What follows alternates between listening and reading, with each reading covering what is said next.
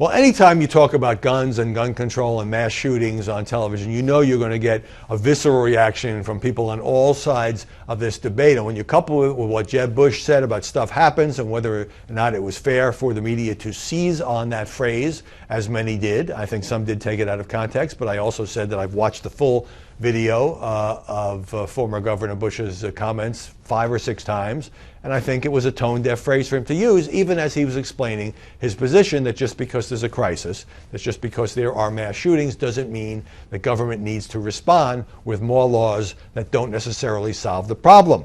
This brought an email from Tom in Maine who writes, Jeb's flap was much more accurate than Obama's. Stuff does happen, and when it does, I will not be punished for it. Simple as that.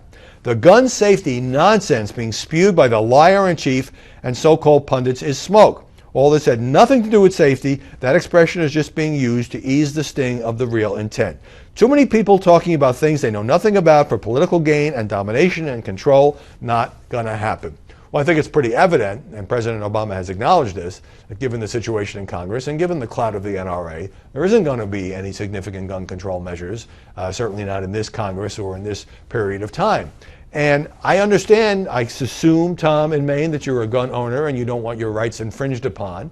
And I am very sympathetic with that. Most people who are gun owners in this country are law-abiding citizens who are in favor of gun safety. But there is this question about whether background checks should be tightened. Should private sales at gun shows be allowed without any background checks?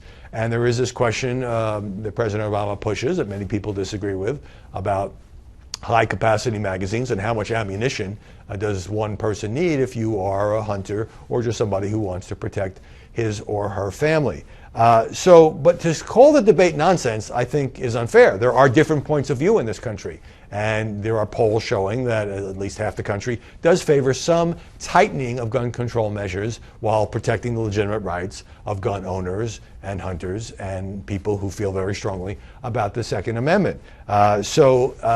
When Jeb Bush says stuff happens, it is true. And everybody who has looked at this, and even President Obama acknowledges, there is no law that you can pass. There is no magic wand that you can wave that will prevent every sick person who has access to guns from carrying out a mass murder. But there have been so many of these. As a journalist, I just worry that not only does my heart break every time for the innocent victims and their families, but I see the way in which now we cover these more routinely, we move on more quickly, and maybe we shouldn't do that. Maybe we do need to keep this debate alive, regardless of which side you are on. When Columbine happened, the country debated it for months because it was so unusual. Now it is hard to keep track of all of these mass shootings, whether it's in Charleston or the Washington Navy Yard or Newtown, Connecticut. It has just become this endless litany. And so I do think we have a responsibility of journalists to keep talking about that, not to take sides, but not to let the issue fade away.